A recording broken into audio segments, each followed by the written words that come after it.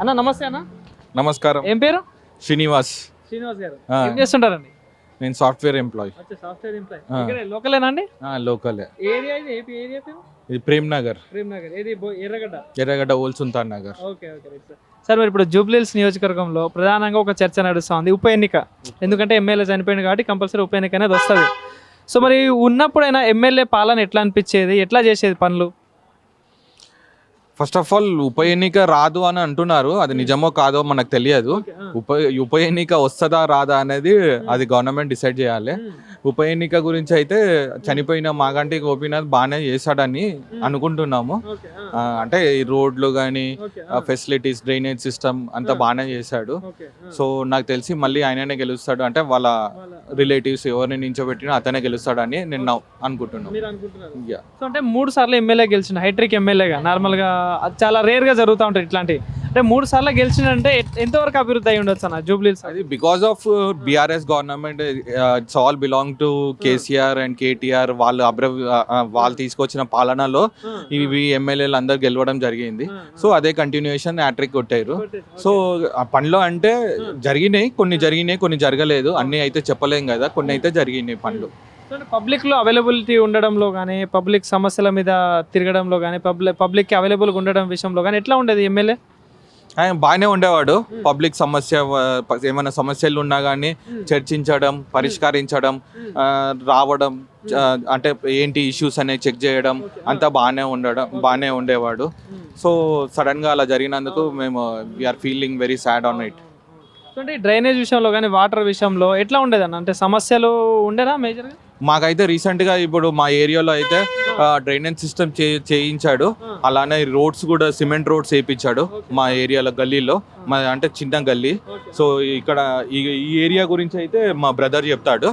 మా ఏరియా గురించి అయితే ఇప్పుడు రీసెంట్గా అన్ని రోడ్స్ అయితే వేస్తారు, బాగానే ఉంది. వాటర్ అయితే కొంచెం ప్రాబ్లం ఉంది. ఏంటంటే ఎవ్రీ ఆల్టర్నేట్ డేస్ వస్తుంది, 2 డేస్కి ఒకసారి వస్తుంది.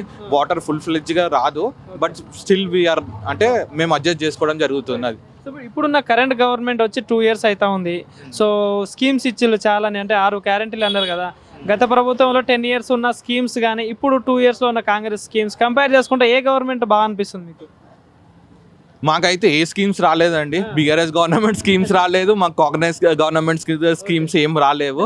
మేము ఇండిపెండెంట్గా మా శాలరీ పైన మేము బతకడం జరుగుతున్నది. మాకు ఎలాంటి ఏరియాలో చూసుకుంటే నార్మల్గా పథకాలు రావడం, ప్రజలు హ్యాపీగా ఉండే విషయం నేను విన్నది అయితే బీఆర్ఎస్ గవర్నమెంట్లో స్కీమ్స్ చాలా వచ్చాయని విన్నాను. ఇంకో బ్రదర్ ఉన్నాడు మెడికల్ షాప్, అతనికి చాలా స్కీమ్స్ వచ్చినాయి. కాంగ్రెస్ గవర్నమెంట్లో రుణమాఫీ అయ్యింది, బీఆర్ఎస్ గవర్నమెంట్లో కూడా రుణమాఫీ అయ్యింది. ఆయన రెడ్డి అదృష్టవంతుడు, ఎందుకంటే 2 గవర్నమెంట్లో రుణమాఫీ కావడం చాలా అదృష్టం అది.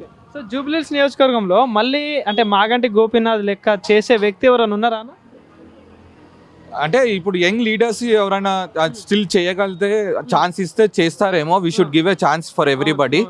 ఇస్తే గిట్ట డెఫినెట్గా ఎవరికైనా ఇచ్చినా కానీ చేస్తే డెఫినెట్గా దే కెన్ డూ దట్ అని అనుకుంటున్నాను నేను. మీరేమనుకుంటారు ఒక ఓటర్గా, జూబ్లీహిల్స్ నియోజకవర్గంలో ఓటర్గా, ఇక్కడ మళ్ళీ ఏ పార్టీ నుండి ఎమ్మెల్యే గెలిస్తే బాగుంటుంది, ఇంకా అభివృద్ధి అవుతుందని ఏమైనా థాట్లో ఉన్నారా? నేను ఏంటంటే ఇప్పుడు ఆల్రెడీ డన్ అంటే కొంచెం చేసి వదిలేసిండు. ఏదన్నా యంగ్ లీడర్కి ఇస్తే అంటే ఆయన కొంచెం ఇనిషియేటివ్ తీసుకోవడం జరుగుతుంది. అలానే ఇంకొంచెం అంటే కొత్తగా ఎన్నికైన కసితో పని చేస్తారు. So that is what we are looking for a young leader. ఎవరి పేర్లు వినిపిస్తూ ఉంది ఎక్కువగా? ఇప్పుడు కాంగ్రెస్ పార్టీ నుండి 3-4 పేర్లు వినిపిస్తుంది. బీఆర్ఎస్ నుండి విష్ణువర్ధన్ రెడ్డి గారు ఉన్నారు, ఎమ్మెల్యే గారు భార్య ఉన్నారు. బీజేపీ నుండి దీపక్ రెడ్డి ఉన్నారు. సో కాంగ్రెస్ నుండి అజరుద్దీన్, నవీన్ యాదవ్, ఇలా చాలా పేర్లు వినిపిస్తూ ఉన్నాయి. సో ఎవరు అనుకుంటున్నారు మీరు చూస్తున్నారు? ఎవరైనా పర్లేదండి, మెయిన్ వచ్చి ప్రజలకు సేవ చేస్తే డెఫినెట్గా అది మంచి. సో ఎవరు వచ్చినా కానీ మాకేం ప్రాబ్లం లేదు. అంటే ఇక్కడ జనాలకు కావాల్సింది ఏంది అని అంటే మంచి పరిపాలన కావాలి, మంచి అభివృద్ధి జరగాలి. ఈ ఏరియాలో అన్ని ఇష్యూస్ అన్ని చూసుకుంటే చాలు, ఎవరైనా పర్లేదు. అట్లాంటిది ఏం లేదు. సాఫ్ట్వేర్ ఎంప్లాయ్ అంటున్నారు, సో మీరు ఒక జాబరే కదా. సో ఈ ఎంప్లాయ్మెంట్ విషయంలో చూసుకుంటే ఇప్పుడున్న గవర్నమెంట్ ఎట్లా అనిపిస్తుంది అని? అంటే నిరుద్యోగులు చాలామంది ఉంటారు, ఉద్యోగ కల్పన కావాలి, కంపెనీస్ రావాలి, ఇంకా ఇట్లా ఈ నిరుద్యోగ సమస్యలు ఆగిపోవాలి, ఇలాంటి చాలా ఉంటాయి కదా. సో ఏమనిపిస్తుంది ఎంప్లాయ్మెంట్ పరంగా చూసుకుంటే ఇప్పుడు గవర్నమెంట్ రూలింగ్? ఎంప్లాయ్మెంట్ పరంగా అయితే ఇంతవరకు అయితే కొత్త జాబ్స్ ఏం రాలేవు కాంగ్రెస్ గవర్నమెంట్లో. బీఆర్ఎస్ గవర్నమెంట్లో నాకు తెలిసి 20% వచ్చి ఉంటాయేమో బీఆర్ఎస్ గవర్నమెంట్లో గవర్నమెంట్ జాబ్స్. సో ఇంకా చాలా మంది జనాలు ఉన్నారు, ఎందుకంటే they have completed recently degree BTech చేసిన వాళ్ళు చాలా మంది ఉన్నారు. అట్లాంటి వాళ్ళకి న్యూ నోటిఫికేషన్స్ ఇచ్చి గవర్నమెంట్ జాబ్స్ ప్రొవైడ్ చేస్తే డెఫినెట్లీ బాగుంటుందని కోరుకుంటున్నాం. థ్యాంక్ యూ అన్న. Thank you.